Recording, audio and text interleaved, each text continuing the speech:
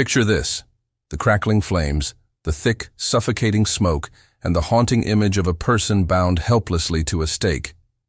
This wasn't just an execution, it was an act of terror, a public spectacle meant to send a chilling message. Imagine standing in a crowd, feeling the intense heat on your face, hearing the desperate cries of a victim as the flames consume them.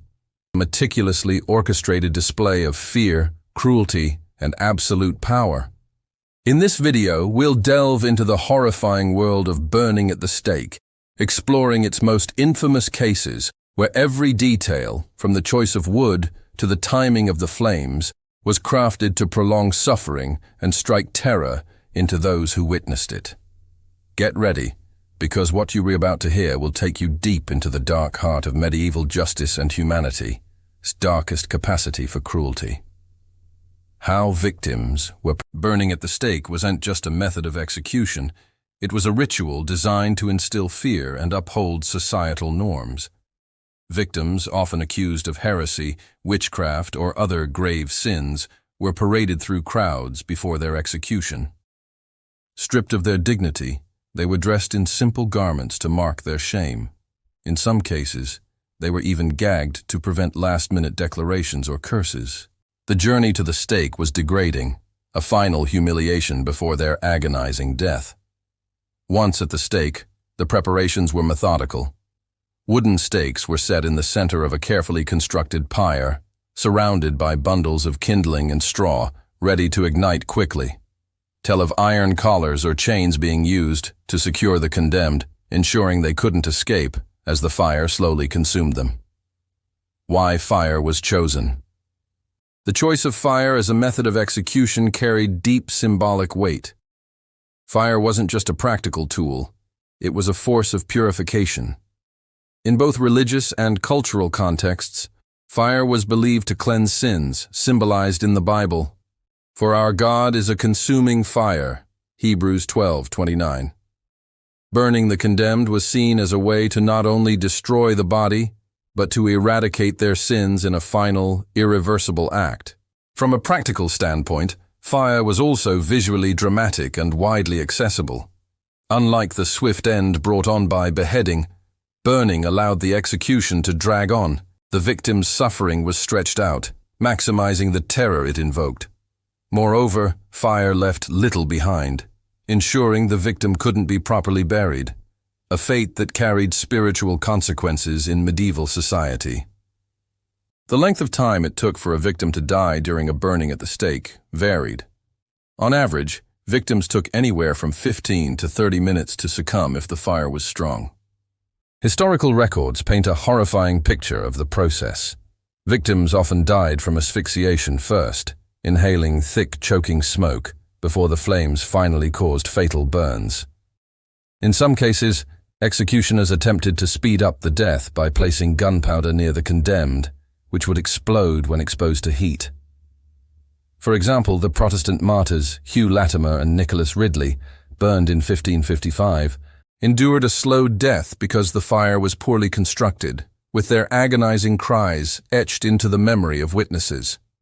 The most famous cases of burning at the stake. 1431. A French national heroine, Joan was accused of heresy and witchcraft after claiming divine visions and leading French troops to victory. After a biased trial, Joan was burned at the stake in Rouen, France. The fire used was deliberately slow burning, ensuring she suffered as much as possible before her death. Witnesses reported that her cries of "Jesus" echoed above the flames, leaving many in the crowd in tears. Her ashes were thrown into the Seine River to prevent her from becoming a martyr.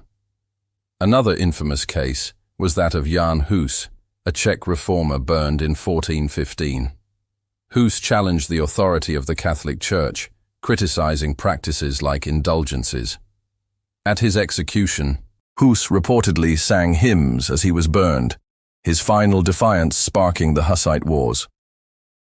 In the early 17th century, the Würzburg and Bamberg witch trials were marked by hundreds of victims, many women, who were tortured into confessions of witchcraft before being burned alive.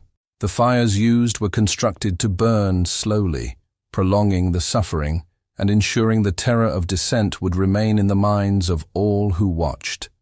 Burnings at the stake were never private events.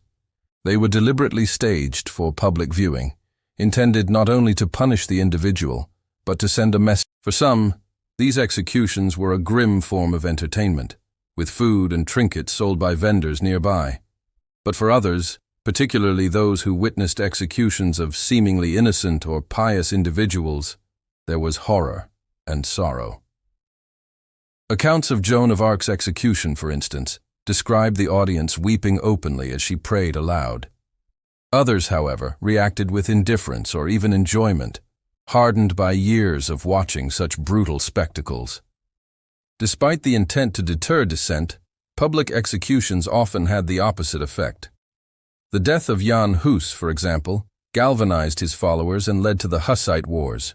Similarly, the brutality of the witch trials, such as those in Salem, led to widespread criticism and eventual reforms. Burning at the stake was more than just a method of execution. It was a psychological tool of control. Designed to break the spirit of its victims and terrify the public, it was an act of cruelty that went beyond physical pain. From the slow, deliberate suffering of Nicholas Ridley to the suffocating cries of Joan of Arc, these executions were meant to strike fear into the hearts of all who witnessed them. They were not only punishments but also brutal performances of power, meant to instill a lasting terror that would discourage any challenge to authority. What shocks you the most about these executions? Was it the drawn-out agony of the victim, the public spectacle designed to break the human spirit, or the cruel nature of the authorities who orchestrated it? Burning at the stake was not just about death. It was a performance of control, and it left a deep psychological scar on history. What we've uncovered today is not just a method of execution, but a dark chapter in humanity's history, one that reminds us of the capacity for cruelty in the name of power. Share your thoughts in the comments below, and don't forget to like, subscribe, and ring the bell for more insights into history's darkest moments. Together, we'll continue to uncover the brutal truths of the past.